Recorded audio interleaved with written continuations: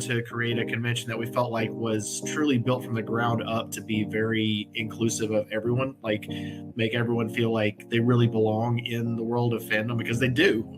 Everybody deserves a seat at the table and deserves to feel comfortable and safe attending events, and not to be shut out of like networking opportunities and fun stuff to do. So that was the original impetus, and it's been so much fun that we keep doing it, just because it's the number of awesome people that we've met along the way, and just how much everyone, including us, looks forward to that weekend in October every year. It's not that big a stretch to say that sometimes people do go and then come out a little bit changed on the other side of it, at least in terms of their new friends and their new thoughts on things, and like rejuvenated inspiration. I think the conversations is what Jesse means. When you come out of it and you've had all of these amazing conversations that you don't necessarily get to have in everyday life, people who are smart and funny and usually quite goofy, and it's becoming a family. Another great aspect of the Multiverse Convention is the ability to stretch, whether it be our minds, our bodies, or our spirits. This year, we have the room to do it within. First, we're going to stretch our minds and imaginations with speculative fiction author and biochemical engineer R.M. Hamrick. Then, we'll get in one last body stretch here on the spotlight with chaotic good fitness, and then continue our mind disciplines with author and scientist Jeffrey Nix. And finally, a moment of zen in the sensory break room, as we turn the spotlight on the Multiverse Convention with your host, Joe Compton.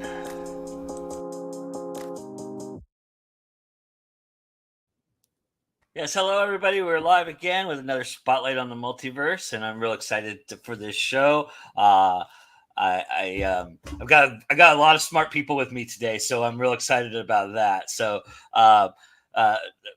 Ms. Hemrick, if you please introduce yourself to the audience for us, please. Yes, sure. My name's Rebecca. I write under R.M. Hamrick in Reverie Harwood. This will be my first multiverse. I write science fiction with humor and heart and lots of female characters. That's awesome.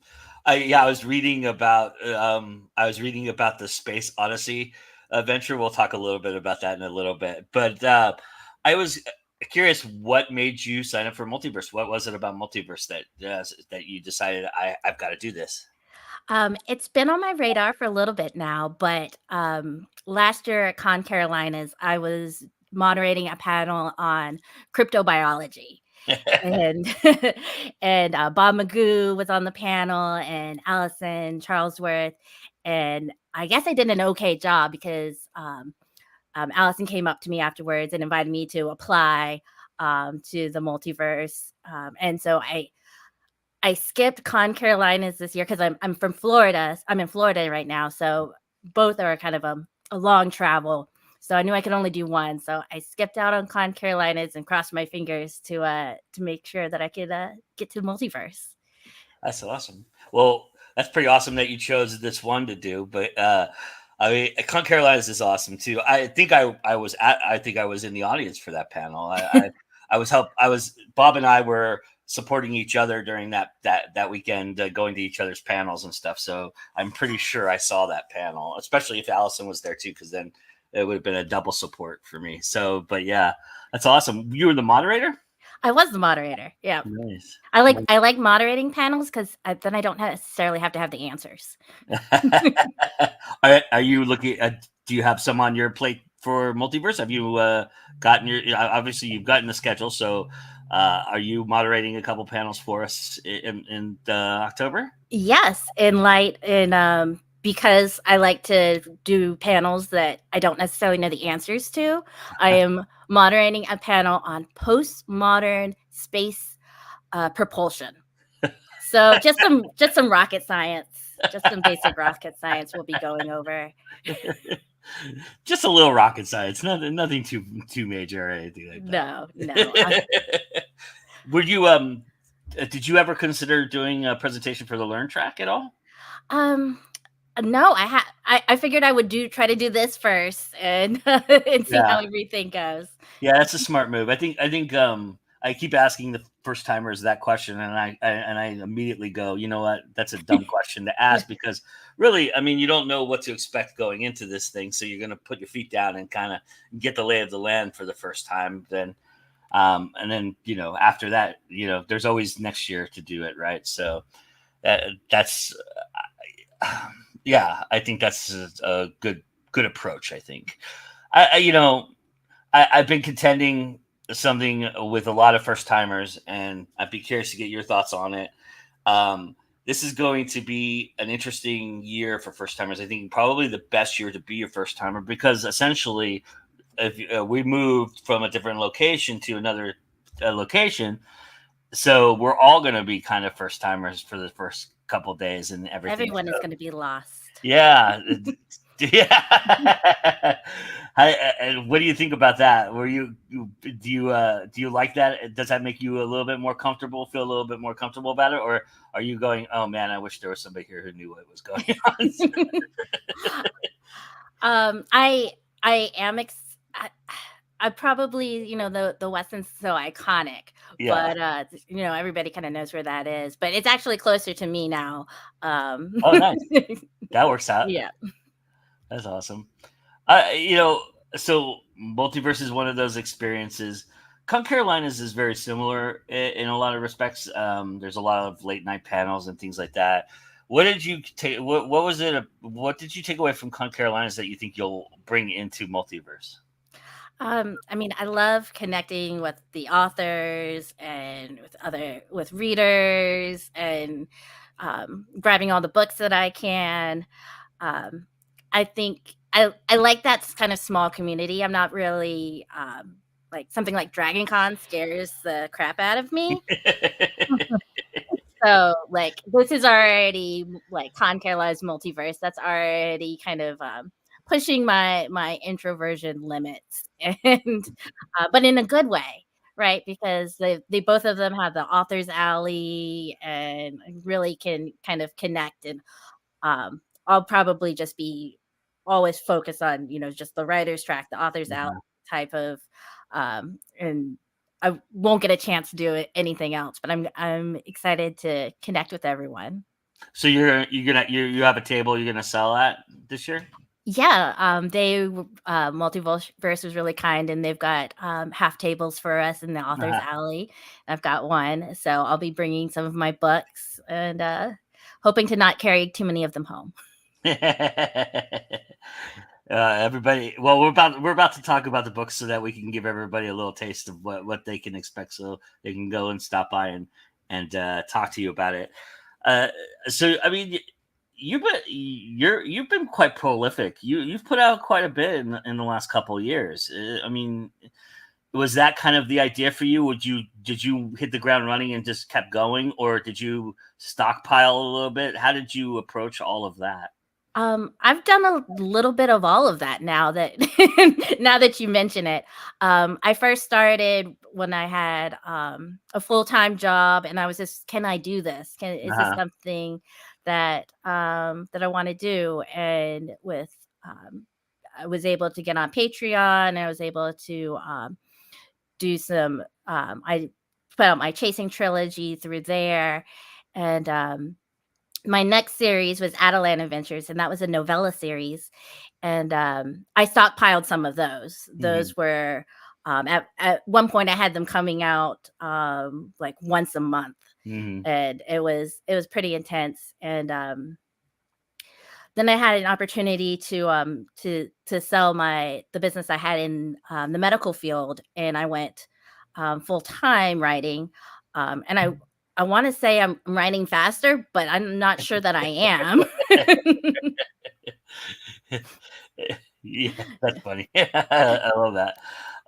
So yeah, you did a rapid release then for most of the novella aspect of what you were doing. What was that experience like for you? Did you enjoy that? Is that something that you enjoy, or was that a little fast? I actually did enjoy. There's pros and cons, right? So the the con is that you don't know if people are going to actually. I'm sorry, my cat is trying to That's okay. invade. Wouldn't be a live feed without a cat jumping in, so that's good. You're living up to the mantra for us. I am. But so you don't know how people are necessarily going to respond to the series because you don't have anything out yet. Yeah. But it was really nice for my brain to have things to have written and then to just be able to focus on promoting it, instead of in the back of my mind going, oh, how am I going to keep up with this? What's the next one? The next one needs to be written and all that. So I definitely like having had written as opposed to people waiting on things. Yeah, back catalogs are good, right? So that's always a good thing to have. So for sure, especially if you're selling, because people are going to be like, well, is this all of the series? Can I buy one? And then most of the time you'll get people who want to buy them in bulk and that idea. So it's always good to have that if you have the opportunity to have that, right? So I'm curious, from your intellectual pursuits to your fictional, narrative pursuits.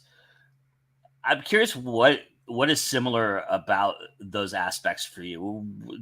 I know they use different sides of the brain, obviously, but is there something similar that people might not know is kind of similar in how you do academia and intellectual pursuing with the fictional aspect? I think especially with science fiction, it can be kind of fun to play with that. With my zombie trilogy, it's actually it's an infectious disease. They're medical zombies, and I really like basing some things on science so that you can go, okay, that makes sense to me, and then I can sell you on an idea on top of that. So that my idea on top of that is, okay, so 10 years after the zombie apocalypse, somebody has announced that there's a cure. And so and I kind of give you the science background on that. So you can be like, okay, I could see that. Yeah. Well, okay, well, if you can see that, then I can build a whole world on top of that without having to convince you about something else. So for that one is, well, what if medical care costs money? So our leading character, she goes out, Audra, she finds people's lost loved ones, brings them back in to be cured, and she earns a little money when she does that, and she's trying to save enough money to cure her sister. So that's kind of, I like to use the science as the bottom layer to go, okay, now we're using the zombies as money, by the way. And and connecting the two, right? Connecting the dots. Authenticity, I would imagine, is kind of important to you in that respect then. Yeah, a little bit. I mean, I will say that with Adelan Adventures, it is a comedy space opera, and a lot of times I do a lot of research to just throw my hand up and go, okay, faster than light travels based on ink cartridges. Like the whole system of ink cartridges, we're just going to copy that onto faster than light travel and call it a day. And what sort of chaos does that bring? I'm already laughing and I haven't even read it. So that sounds awesome. I love it. I am fascinated though by the notion of, do you have is it hard to read like hard science fiction for you or something like that because the truth about the fiction a little bit, or the right way to go about it, kind of? Not science fiction, because I think it's because I'm a writer. So I'm like, so I'll follow you for a little while, to see where we're going with it. See if I can be entertained. I will say that completely that way with medical science. So all the doctor drama shows, Mm. I used to love them until I got into the medical field, and and yeah, just watching them do just very simple things wrong drives me crazy. So I can understand how a rocket scientist, an actual rocket scientist, would Yeah, be frustrated by some sort of space opera books. sure. But I mean, I think ultimately you have to suspend your disbelief a little bit. I mean, it is entertainment after all, right? So I mean, I think anybody can conceptualize that aspect of it. But I mean, so I was a Marine and I love the movie A Few Good Men, but there's so many things they do wrong in that movie that just on the uniform itself, and it drives me crazy. And so I can't unsee those things, but I have over the years kind of softened that and just kind of let it go so that I could enjoy something, because you'll never enjoy anything if you take it too seriously, right? So Mhm. uh, you write with strong female characters, and is it so? What is the landscape of that for you? Why was that important for you to go that direction? Um, I actually didn't mean to. It was actually just later on in the whole kind of marketing aspect. What about my books are Mm, interesting or different? Because I wanted to write about with zombies. It was about relationships that I had, and grief and death, and how hmm. you grieve relationships and people that aren't actually dead. So part of that was in that book is about sisters, and so that just kind of, I'm like, oh well, now I got two female characters in that, and with Adelan Adventures, the part of that was, I love Star Trek, I love Star Wars, Stargate, but they always only had one or two female characters, and I was like, well, this is mine. This is my freighter ship, and I'm gonna put who I want on it. So I put a bunch of women on it, and then I had Brian the mechanic. The one I was like, there'll be a token guy. Just, but I was like, but he lasted maybe a chapter, because I mean he was token, and So he was easy to act he, he was easy to. I was on. like, well, why even? Yeah, So, yeah. I and then of course the other aspect of what you write, there's a level of comedy to it, and they always say comedy is very hard to write. Uh, why did you decide to go that route? Is it something you were really? Is that what drove a lot of what you were trying to do, or was that just something that happened in happenstance while you were writing? um, in the zombie series, which is about death and grief, it was coincidental. Mm. It was just the fact that I can't not write some jokes. And people like that about the books. Uh-huh. They were drawn to it, like, you're kind of funny, and I was like, okay. Um, so yeah, it was for Adelan. It was that really is a comedy series. I didn't set out to make it, this is comedy, Yeah, yeah. and this is going to be, yeah, this is a humorous book. It was more about what can I find, what's enjoyable to write, and I really loved it. Kind of was a love letter to like Douglas Adams and Star Mm. Trek. These are the kind of things that you see there, and these are the things that, turn it on its head and see Mm. what kind of things come from it. I wonder too, will this follow you now that you have some books under your belt? Will you always have a level of some kind of comedy involved in that? Because it seems like that's become part of your voice. Um, I guess so. I mean, you obviously won't set out to always write Mhm. comedy, but a joke or two will slip in there, as you mentioned before. Yeah, no, definitely. I will. I write under a different pen name, and I think Mhm. even there's still some humor in it. Didn't take an opportunity to be dead serious. You were like, "Nah, I'm gonna just stick with what I know." Right? Yep, yep. Is I have to imagine with the serious nature of what you do in real life that comedy has to be a part of life in a part of your life, because how do you reconcile a lot of things, right? Especially in the medical field. Yeah, there's always that kind of morbid humor type Mhm. thing that follows, most jobs that have where you don't necessarily think are funny jobs, but you have to have some sort of humor, and the things that are not funny to anybody else.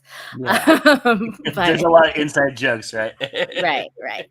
So when I worked in the operating room, yeah, it's interesting, but you want me to be bored in there. You want me to Yeah. be that was always they're like, "Oh, your job must be really interesting." Like, no, my job was boring, and that's a good thing, right? If my job was super exciting in the OR, that's not good for the patient. So So I imagine writing is the polar opposite of that. It's probably the fun aspect of what you want to do in life. mhm, Yeah. definitely. Yeah. What do you think? Did you were you said you were writing during time of school and stuff like that, but do you do you feel like that was always a calling for you? Do you feel like you were always meant to be a writer, or was that just something that you kind of went through as life went on, and just said, you know what, maybe I'll give this a try? Um when I was young, when I was little, I wanted to be a writer when I grew up, Mm. and I wrote little stories on Notepad and Windows DOS 3.1, and I You're dating yourself, Rebecca. You're I dating. am, I am. It's okay, it's okay, I look good. And I would, format, like, these, like, ridiculous, like, newsletters for the household, and but, so writing has always been something that I've enjoyed, but I did go to Georgia Tech and got an engineering degree, but even then, I found ways to write, even if it was academic or journalistic. Um, and I then I but I set aside a lot of fiction writing at that point. Mm. And in 2015, I was kind of getting set up in a new place with new jobs, and I was like, I got to make some friends. So I joined the National Novel Writing Month, and I was like, can I still write fiction? Is this something I can do? Mm. And met some great authors, and who were publishing books. I was like, that you can do that? That's a thing you can do. And they kind of, took me under their wing, and just kind of blew up. That's awesome. I love that. That's what we love to hear. This is the kind of thing we love to hear about. Yeah.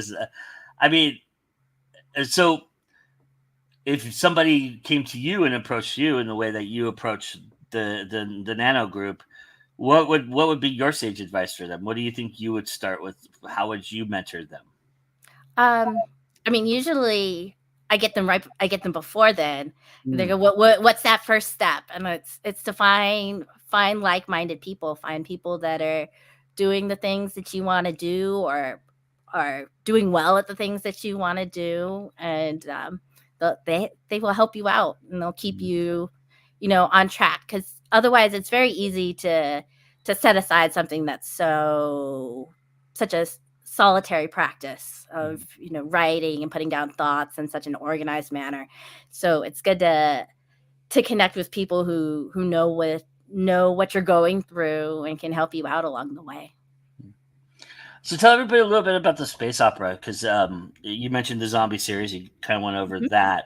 Uh, for me, it sounds like a lot of what you write is character driven. Is that where it starts for you with the characters?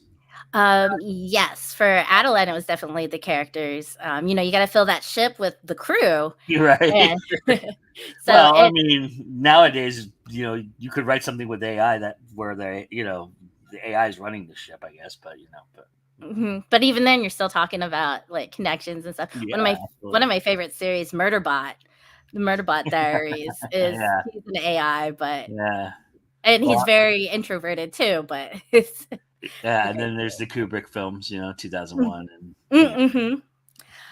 Yeah. So, Adeline Adventures is right now it's 9 novellas, set up as 3 different trilogies, and it's an all female crew. The lead character is Frankie. She's an alien, because that was part of the challenge. Is I said, why are all the main characters white guys that found a spaceship? Or like, and I found out very quickly why. And it's because you have to have that human reference point. Otherwise, you can't describe anything. Yeah. So that became very difficult very quickly. So I had her adopted, and I'm actually adopted. So it kind of I drew parallels that she was adopted and sent to Earth to live and grew up there.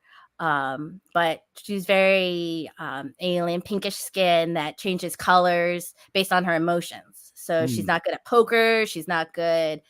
And in a world and on Earth where a lot of times we try to keep our emotions hidden and private, and try to present something else, became very difficult for her. So as soon as she can, she leases the spaceship. She can't afford to buy one, but she leases one, and she fills it with like her friends, which is not a good idea. And and they decide they're gonna do they're just gonna transport things, whatever can fit in the ship, whoever will pay them, the fuel to get to wherever, that's what they'll do. So a lot of the series is them throwing stuff on the wall to see what sticks. And getting in a lot of misadventure, I would imagine. Yes. That's awesome. 9 books. Wow. Mm-hmm. How many words are each novella? They are. That's a good question. I look about 30. That's 3. So okay. So they're short. They're shorties. Yeah. They're shorties. But, and I have something even more short coming out. I've got a comic book that I'm kickstarting, that I launched today, based on the Adeline series. Oh, cool. Is graphic art another one of your passions, or is it just you wrote it and somebody else drew it for you? Somebody else, Carmen Loop, somebody I met through writers and the community, and they are a good friend, and they read the books and they're like, I want to draw these characters. So years later, I took her up on it. That's awesome. I love that. I love when you can multimedia what you're doing too. Is this a universe that you think you'll be writing in for a while, or do you feel like you've got it all out of you and you're gonna move on to something else? I have a 10th book that's actually going to be more full length. It's about 40,000 words right now. That's going to be the 10th adventure. And then I am going to give it a little bit of a rest to see what else comes. But I am, it has been actually really nice to write a full length novel for them, as opposed to having to basically cut out so much. When you try to make them short and snappy, you gotta do that one storyline. You can't meander around. So it's been nice to kind of travel their world a little bit more with a bigger adventure. Are you going to stick with indie publishing? You think that's the route you're always going to take? Because it sounds like you've really found a niche for it. I'd like to write, continue to write as indie. I'd like to write even more, enough to. Well, yeah, because now you're full time, right? So yeah, yeah, that's important. yeah. So I'm also looking at some small publishers, to start. People that have asked me to pitch books to them, and I haven't yet, just because I've been trying to get all of this out first. Yeah. But I do have some stories that I think would be more marketable for a small press, because I feel like these were kind of my passion projects. Right. But it's a zombie book, but it's not really about zombies. It's about sisters. Yeah, I love the idea that you can center something that is very popular around a universal, thought process in terms of, grief and loss and that respect. Because I think there's so much out there, right? And it's oversaturating sometimes, but if you can find a new angle, it really, if it's something you want to write, it means a lot, right? It turns out to be meaningful. Have you found that? Is that how you feel about that? Yeah, definitely. I was like, wow, I need to write that down. That sounds No, yeah, I helped you out a little bit. No, it's with special. It's been, these are the stories that I want to read, but I can't find them. Yeah. So I go ahead and I write them, and then I find that, oh, this really is kind of filling some sort of niche, some sort of thing that wasn't here before. Awesome. That feels really good. Yeah. Well, I really appreciate the opportunity to talk to you, Rebecca, meet you, and look forward to seeing you in October. And I'll swing by the table, say hello, and maybe we'll see each other in panels and stuff like that. But I really thank you for being here and taking the time to do that. And tell everybody where, if they're not going to Multiverse, where they can find your wonderful work so they can check it out and see, and especially, you said you're launching a Kickstarter. So, send me that link, because I'll put it in the description for everybody to go and check it out after the show too. So, okay. But tell everybody where they can find you. Yep, you can find me at rmhamrick.com. And from there, you can get a link to the Kickstarter, or Joe's going to put one down. It is an all-female space comedy. So support women in outer space. Awesome. Yeah, let's get all the white dudes out of space and put some women and some aliens in there. That sounds like a good plan. I like that a lot. All right. Well, thank you, Rebecca. It was very nice to meet you, and we'll be right back. We have Jeff Nix with us, and then we've got a lot of stuff going on. But here's a little message for our sponsor, Chaotic Good Fitness, the Multiverse sponsor, and we'll stretch our legs for a little bit, and then we'll be right back with Jeffrey Nix. All right. Regardless what's out there for you, your body is your temple. Isn't it time for you to take control of your own fitness and well-being? To tell your story.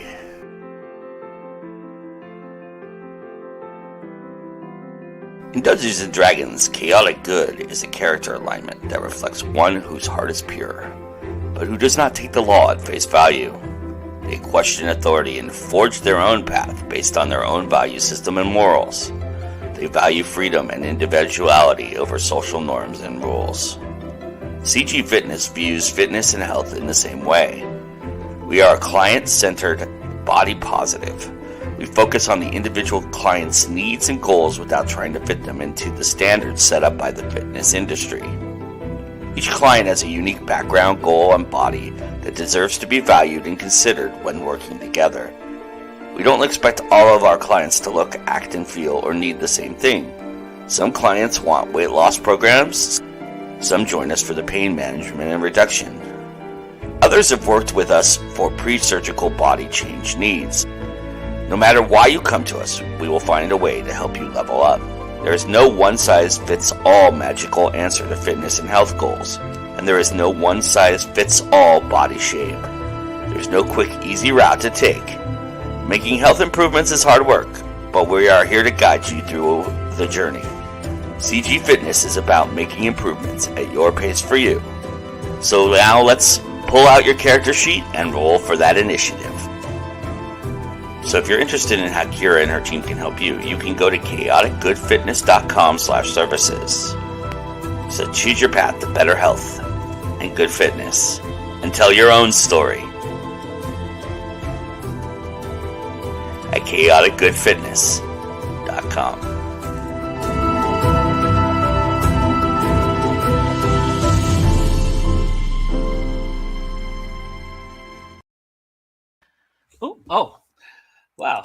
I didn't. Sorry, I'm a little off today, everybody. Sorry about that. But yeah, welcome, Jeff. Nice to meet you, sir. You're muted, by the way. Howdy, how's it going? Good. Nice to meet you. Thank you for joining us. I always love to start the conversation by letting my guests tell my audience a little bit about themselves. So please expand upon a little bit of an intro that I gave you at the beginning that you probably didn't see because you were coming in, but tell everybody who you are and what you do. That's going to be difficult. We mentioned Murderbot in the last interview, so we've only got like 5 minutes left for me to talk about anything else. But I'm Jeffrey Nix. I do a lot of writing, mostly directly to the internet. Right now, I am in a pre-release section where I have 2 or 3 books in the backlog that are going to be published sometime in the next year. Nice. We have 1 web serial that is a dual path progression fantasy. So half of it is zero to hero action hero training. And as the cast slowly falls off and decides, punching the moon is about as strong as I ever needed to get. Let's go back to life and see what it's like to have a day job. You end up having cozy fantasy and some of the progressions there that are more relatable. I also have a mid-apocalyptic romantasy that will be coming out before too long. I am actually just about to edit the first book and write the second. That one was actually written as a birthday gift for someone who absolutely loved romantasy with spice and a lot of fight scenes, and it was supposed to be a novella and ended up being a full book. And because it was a gift for them, they got to decide what happened with it, and they have informed me that it must be published. And in preparation for all those releases, I just put out a short story, Spectral Supper, which is a slice of life haunting story. So you have a married ghost couple who have started a small mom and pop haunting business, and burnout is making work after life tough. And so it's sort of looking at what does it take to ground yourself and have a relaxing date night when the only sustenance you have is the trauma of the living. Wow. Nice. That's awesome. Okay, but now we've got all that out of the way. Let's talk Murderbot. No, just Murderbot, Halloween, martial arts. I mean, you can already tell. My rule is I can decorate once I've seen Halloween Oreos in stores. And so I have been making Halloween everyone's problem for the last couple weeks. I am so excited. So you must be the one guy who is real excited that it gets earlier and earlier every year in the stores. Yep. I also have an unholy affection for eggnog. So it profoundly frustrates me, but just as we're properly into Halloween, eggnog comes out, and it's a morbid sort of joy because it's like, this is the end of one season I love and the start of my winter weight gain. I need to prepare to hibernate. I understand that yeah, and the older you get, the faster time goes too, and it's kind of like, oh man, I just want a moment to enjoy this, right? Mm-hmm. So this is not your first multiverse, right? Is it? It is my first multiverse. Oh, okay, awesome. Another first timer. I love it. Mm-hmm. So what made you decide to be a part of Multiverse this year? So I went to Dragon Con. Even when I lived in Florida, I think I flew up for 1 or 2 Dragon Cons. And at that point, I knew that I wanted to write. But I was also very aware that I was not writing anything that I would want someone to read. Because the people who did like me enough to read my trash, I liked too much to make read it. And I didn't have enemies who I could sit down to go through. And so I ended up at a Dragon Con. And I saw a really fascinating panel called Fightin' and Writin' on the writing track. And in my spare time, I do a lot of martial arts. When I was younger, I thought that was going to be one of my big goals. So I trained and managed to get to some international competitions. And so I sort of hesitantly baby birded up to the writing track directors. I'm like, hey, I talk about this if that's okay. And they let me on the panel, and immediately I found out that as much as I liked attending the cons and as much as I liked listening, I had so much more fun getting to talk with the people who were up front and getting to have the little nervous jitters beforehand, and it sort of got me hooked. And so I was attending Dragon Con all year, and I slowly became one of the writing troupe on Facebook. So I went to their co-working sessions, and I realized that because I live in Atlanta, I get access to JordanCon, Con, Multiverse, maybe even MomoCon. I don't write anything anime adjacent, but I'll give it a try. And so this is part of my I'm metastasizing across as many conventions as in driving range. Awesome. Did you go to Jordan this year? No, I wasn't able to make it. Well, maybe I'll see you next year then. I went to my first one this last year, so that was that was really interesting. And I went to DragonCon this year, which I hadn't been in a long time. I just went back for the first time in a while. But DragonCon's an interesting animal all to itself. But yeah, I mean, Multiverse is about a food stamp compared to So, yeah, that's what I'm interested in, because interestingly enough, I missed last DragonCon last year because I flew to Australia to see family. And this year they're flying up in October. And so I'm going to take my brother and his wife to their first ever nerd convention. Oh, nice. Multiverse. And I'm worried because I've talked up DragonCon a lot. But at the same time, I know that they're quiet people. So I'm not sure if this is going to be a pleasantly mild on-ramp, or they're going to be like, I didn't even see people with transforming R2-D2 robots going into a battle. I'm not sure if this is what you mean by a convention. I've seen some interesting things in Multiverse. That's for sure. I played it last year. I haven't played it this year, but there was a certain video I got at a meat track where they had these little inflatable unicorns, and two guys got on it and jousted. And it was I saw that. Seen that one? Yeah. Yeah. So I mean that's the extent of the fighting I've seen in Multiverse. But there's a lot of there's Monster Mash. There's a lot of talk about combat at Multiverse too. So and writing and that. So I think it's interesting because there's a lot of thought about when you're introverted and when you're quiet going to something like this. And then DragonCon is that is overwhelming for me, and I am extroverted to the tilt, so and it's crazy. But I think there's a misnomer about intimacy in a lot of respects in that, and going to a con like this, it's a smaller con, and I think that with the conducive environment of acceptance and inclusivity, I think there is a manner in which I think introverts can really thrive at a con like this.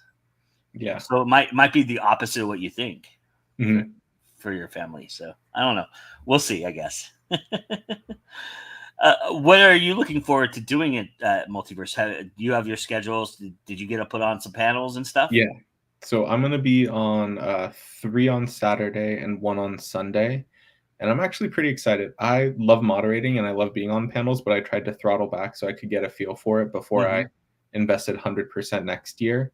And there's a lot of things I'm interested in. Like I was glancing at it as I was looking, and it's like they've got one on romantasy, they've got Curled by the Fire and power scaling, which are 3 big genres that I write in. And beyond that, a lot of the science geeky tracks appeal to me. I got a master's degree in a weird type of business psychology. And I'm the kind of person where if I have to ask a question more than 2 or 3 times, I go on Google Scholar because I'm like, I'm tired of thinking about this. I need science to tell me the right answer now, so I never have to worry about it again. Josie had a comment here. She asked, how are you motivated to speak in crowds during cons if introverted? I think the conversations are a little bit more intimate. I don't think it's so much that you're like talking in crowd stuff. I think at DragonCon it's really difficult to do that. Although if you go to BarCon, it's the same aspect. It's a bigger aspect of what Multiverse really is. But I think there's just a lot of good one-on-one conversations you can have, and I think if you're open to it, and you don't have to be, you can just observe. You can sit and be there. I think absorbing it is just as fluid as talking and conversating. So, I think what you'll find is you can go up to anybody and start talking to them, and it'll be okay. I think the other thing is it feels like there's some of the pressure that makes conversation difficult in other places is absolutely reversed. Yeah. Because I feel like most people who have a spark of nerddom in their heart are becoming more accepted. You know, everyone loves Marvel and Avengers, which is just enough of a hall pass for you to start talking about some things that are a little bit less mainstream. But even at a convention like Dragon Con or MegaCon that isn't purposefully made for inclusivity, everyone there is having the most amazing moment where some of the things that make them feel like weird or a bit different suddenly makes them like the baddest person in the room.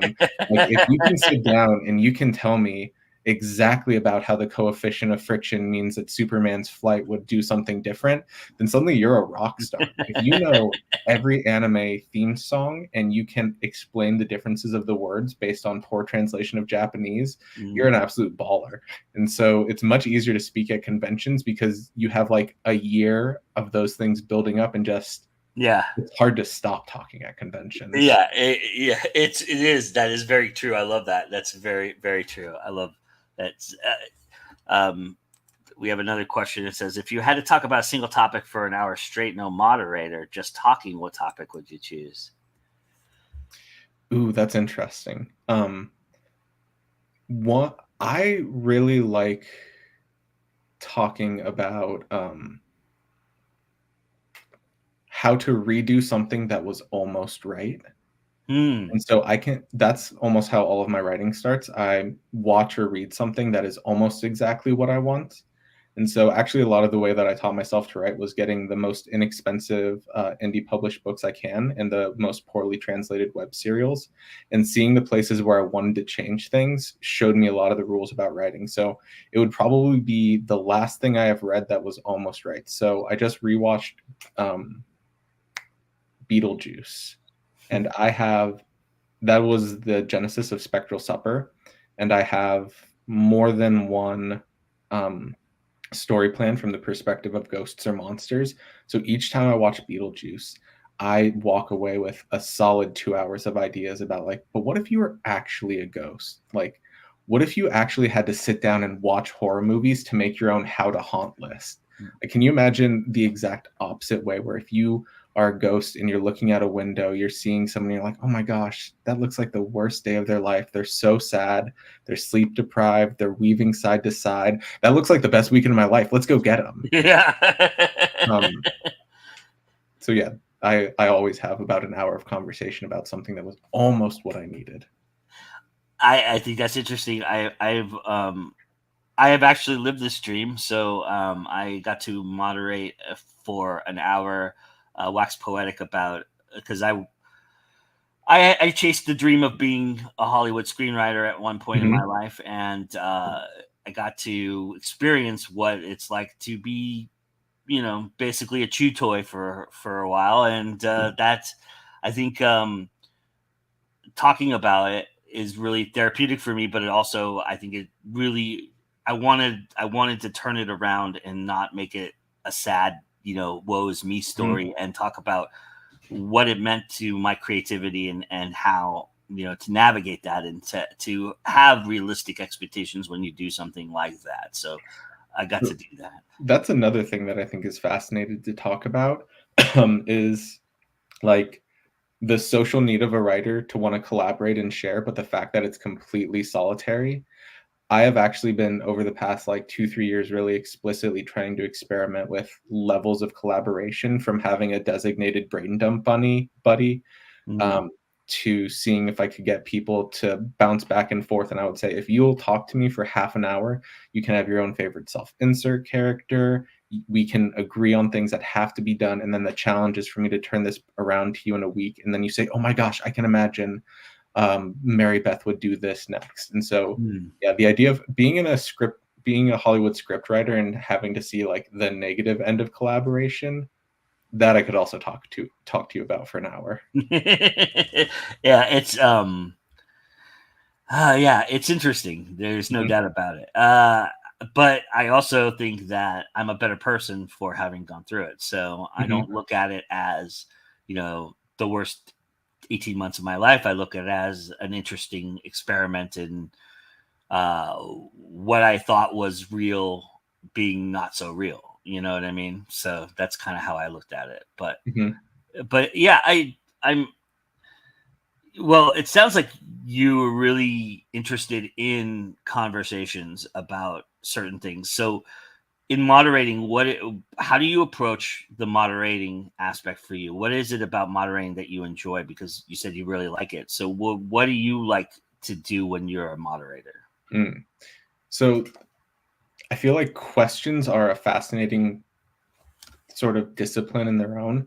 I had a brief period where I graduated with a bachelor's in psychology, which means I had a delightful piece of paper that I could use to plug holes in the ceiling. And I ended up taking a job as an investigator. And part of what I had to be able to do was talk to people, and within 2 or 3 minutes of knocking on their door, have them invite me in, and then have very difficult conversations. And I also moved to a state where I had no family that was close by. And so most of my social interaction was through work and through listening to podcasts. And I decided that, like you, I wasn't going to make it a bad thing. I was going to make it a good thing. And I wanted to learn the art of asking questions. And I think that there is just something really challenging and fun about trying to listen to how someone talks and see if you can hit their monologue switch.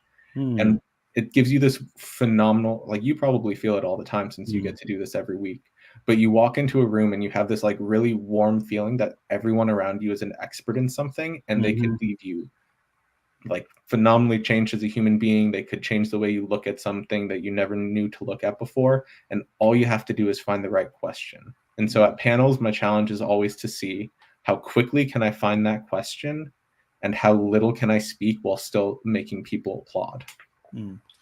That's why at conventions, especially, I find that, people don't want to go to the audience a lot, but I find that you find the most interesting question because you're kind of have a tunnel vision when you're up there, right? And you have a game plan as a moderator or as a panelist, and you kind of stick through that lane a little bit. You kind of veer when the whatever happens on the panel, but when you're veering, you're also veering in a direction, right? And so when somebody who's out in the audience, like just the question that we just got from Captain Grizz, well, I would have never thought to ask that question. So that person asked that question, and it's like, wow, that's a great question. And everybody, it's like they're following the conversation.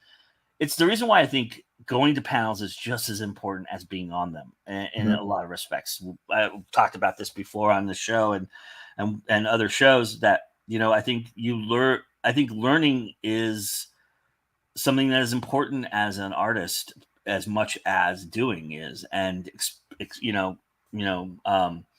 giving your experience and talking about it. I think listening to people talk about it is just as fascinating. And I think that's a great approach as a moderator, to listen to what people are telling you, because I think that is where the conversation gets interesting and the audience gets interested as well. And that's kind of your job, is to kind of keep the audience interested in what we're talking about a lot. Right. So also, yeah, with audience questions, one of the reasons I like it is hard to block off an hour. Like, I've had this issue with writer's block, where if you just schedule a half hour to do nothing but think, with no pressure to write, no pressure to find a solution, just to fill up a whiteboard, amazing things happen. And these conventions are one of the few places, especially if you're a panelist, where people will say you have 6 hours to do nothing, but think as hard as you can about how to be better at this when you leave. I always have a notebook with me when I'm up speaking.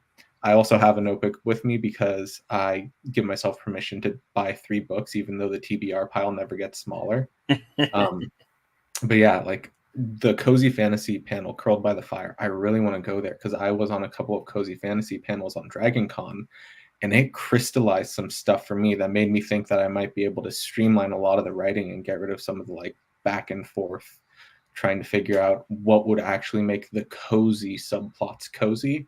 Yeah, and those are almost always questions that come up from people in the audience, and some of them like to poke at me because I'm pretty sure I've talked to a couple of these people after panels and given them my email.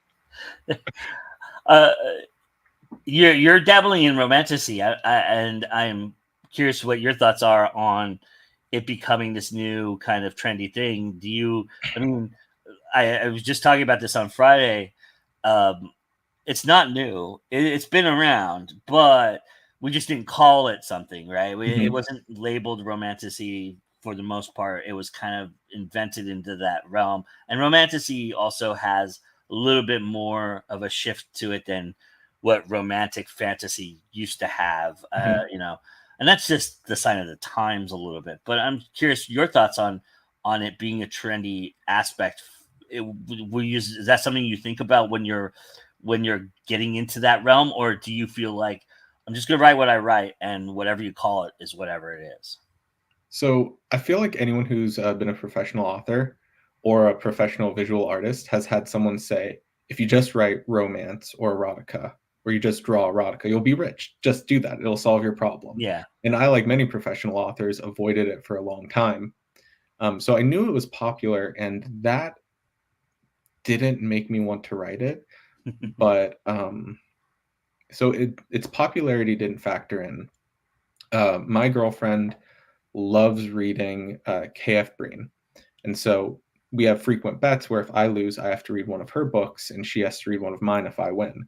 So I read a lot of K.F. Breene and a lot of romantasy. And we started having a conversation that I also heard James Hunter from Shadow Alley Press have, where romance authors aren't appreciated because there is a formula you want in a romance novel. And they have to tell that formula that everyone knows, that everyone expects, and everyone is familiar with minimal changes and still making you unable to put it down and on the edge of your seat. And that is tremendously hard.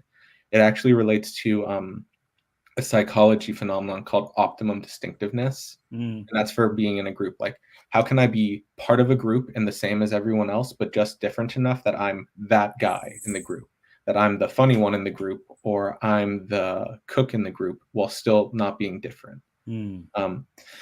And so I decided that I was going to try to do that pattern recognition, and I would just get out a quick 20,000 words. And I found it to be tremendously freeing because it was so popular. It was really easy to find exceptionally good romantasy books, because when you have 100,000 of them out there, the only question is, how do you sift the signal from the noise and find one that's exceptional? Sure. So I just got to write, and I would just write, and I would say, oh, how would Ilona Andrews write this? And it got rid of so much pressure off of me. And it's interesting because though I've had friends read my work, I have never had anything read where someone has tried to suggest it to more people, because everyone knows 2 or 3 people who like romantasy. Do you like that? Is that something that obviously, you want to write something that everybody wants to read, right? But it's interesting when it happens, right? And it's kind of, and you're not prepared because you don't expect it, right? So I'm curious how you felt about everybody who all of a sudden wanted to read it. Were you nervous about that, or did you feel like, you know what, this is right? This is I'm still freaking out. That's why I'm scheduled to edit it now, because I've refused to let it be shared. But one of the things that I have really focused on, based on some of my psychology training from school, is the things you have control of versus the things you have influence of, and your intrinsic motivation versus doing things for other reactions that aren't in your control. So one of the things I work really hard on is I would love to write a book that someone will read and talk to me about. But I cannot use that as my motivation because books take a long time, and I'm not going to have enough people reading my stuff that I'm going to have a huge audience to fill that need. And so I've spent like the 10 years a lot of authors who write part-time have, working really hard to say, the goal isn't to make someone like this. The goal isn't to make someone want to read this. The goal is to make myself happy that I turned down going out for wings so that I could spend an extra hour writing. And my only goal should be that I write as much as I said I would this week, and that I have a great time doing it. And so it's almost this weird like identity threat, because suddenly people want to read it and I'm so happy. I'm like, no, that's not allowed. We haven't allowed ourselves to believe this for 10 years. If you believe it now, it's going to hurt real bad when you go back to that weird ghost stuff.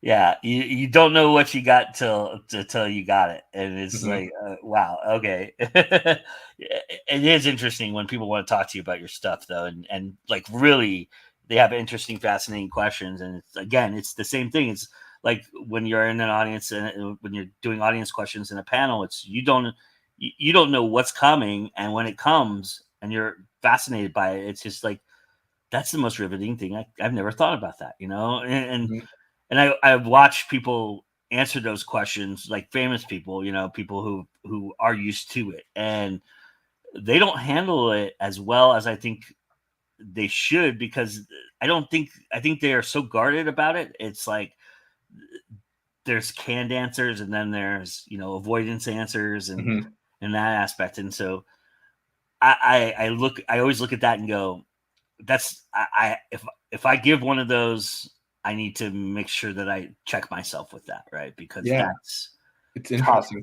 Tough, I've done the fighting and writing panel enough that I've noticed myself having canned answers. So I will actually go in with a list of answers I'm not allowed to give, so that's that it's awesome. new and I'm actually engaging.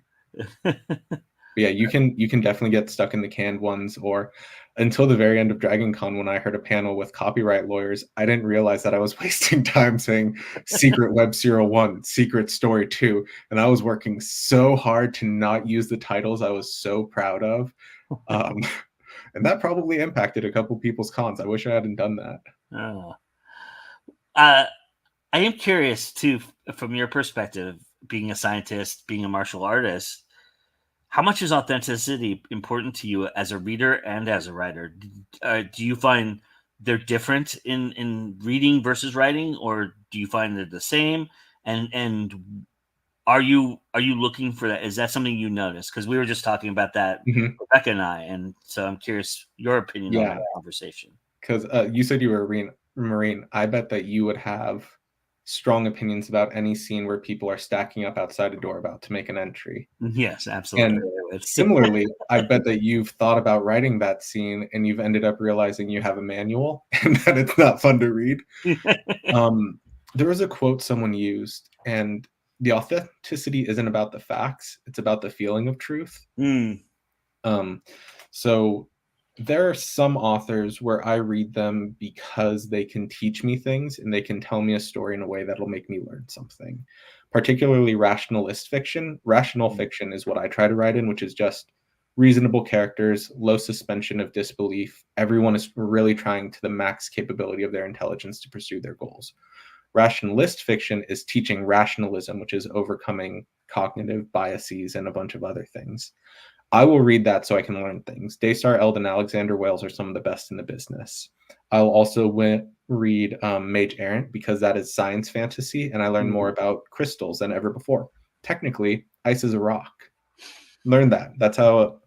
But at the same time, I've read books where someone really clearly tried to describe Muay Thai, and they worked really hard, and they were talking about where the hands were, the little bounce, and then they mentioned that all the weight was on the front foot, and it killed me. Pulled me straight out of immersion, and I can hear someone making the particular Muay Thai sound before they kicked me, and my coach like yelling, "Foot up, foot up, foot up." I mean, nope, can't do it, can't handle it. So I think the authenticity is more about getting the feeling of a truth across, unless you are in one of the genres where you're trying to teach someone.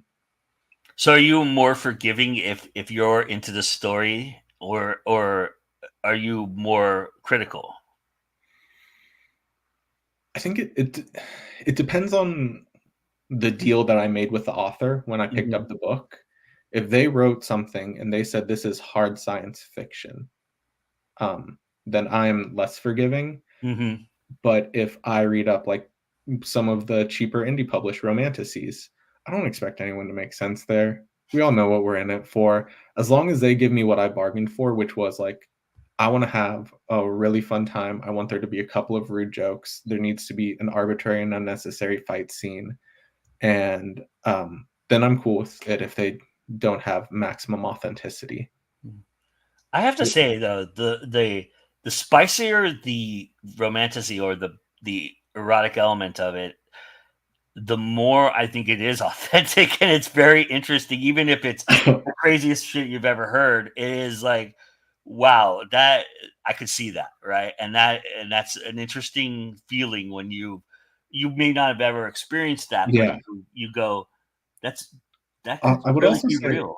It feels like a less is more, where you want to find a kernel of authenticity that everyone can relate to.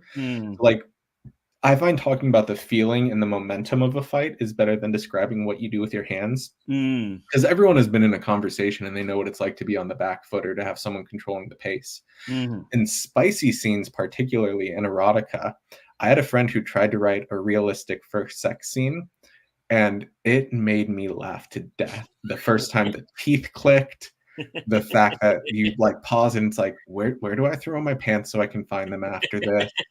The thought of like, am I going to break the mood if I spread a towel because it's not laundry day? And a couple of those are super relatable. And even if you haven't experienced them, you can imagine yourself worrying about it. And so I feel like the authenticity, same with science, like if you can get the true feeling of, I'm going to loosely hold my beliefs and I'm going to be really joyful in trying to disprove them. And if someone can tell me that I believe something wrong, I will say thank you, update it, and then test what they have made me believe. Those kernels, I think, are more worth putting in than good like testing parameters or talking about statistics in such a way that someone understands how annoying it is if a p-score is wrong or someone skips a power calculation. Yeah. Well, Jeff, this has been fascinating. I really appreciate the opportunity to sit down and talk to you and have this conversation. And I look forward to having conversations like this in Multiverse. I hope we'll get a chance to speak and hang out. And thank you so much for this opportunity. Tell everybody where they can find your stuff. I see your website there, but tell everybody where they can find out more about you and what you're doing. JeffreyNix.com is the one-stop shop for everything you'll need. In particular, if you go to the newsletter, you can get a completely free copy of Spectral Supper, the ghost short story we talked about earlier. I will also have a Patreon right now. It is useless to go on to. You can give me all the money you want. I deeply appreciate it. I just adopted a cat and she deserves the best in the world. So if you would like sweet little bismuth here to get extra treats, please go on my Patreon. You're not going to get anything for it. Hopefully that'll change in the next year. I appreciate the honesty. All right, Jeff, thank you so much. And right now we're going to have a little look at the sensory break room, which is an important element to the Multiverse Convention, and a moment of Zen so that you all can just close your eyes and relax for a moment. And then I'll be back to wrap up the show. With the overstimulation of the hustle and bustle of a convention, it can be hard to find that tranquil space, that Zen that centers you. Well, luckily at the Multiverse Convention, we have you covered. Literally, even with a weighted blanket if you'd like. As the Multiverse Sensory Break Room will be open to all Multiverse attendees to provide a peaceful, specially set-aside space for those experiencing anxiety and sensory overload to calm, rest, and regroup.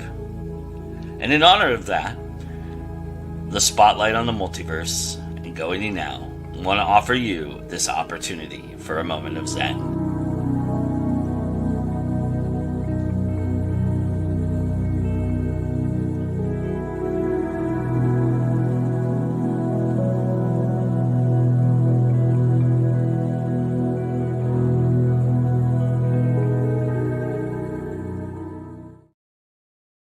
Thank you, everybody, for joining us on another Spotlight in the Multiverse. Hey, stick around. Well, don't stick around. We got a couple hours, but come back and join us here in a few hours. We will be extending the Multiverse coverage tonight as Vanessa Junta, the head of programming at Multiverse, will be having on her show, her talk show that she does monthly here, Conversation at Cocktail. She'll be having on Multiverse guest of honor this year, New York Times bestselling author Sherilyn Kenyon, and they're going to have a nice hour-long conversation. That'll be at 9 Eastern, so just a couple hours from now. And so come back and see this. The link is actually I'll put the show on the front page of the Go Indie Now page, YouTube, and you'll see it there. And come and click on it and come and join us for that. We really appreciate you coming and joining us for this. We have another spotlight on Friday. Thank you so much. And remember that it's always time to go indie now. We'll see you again soon. Bye.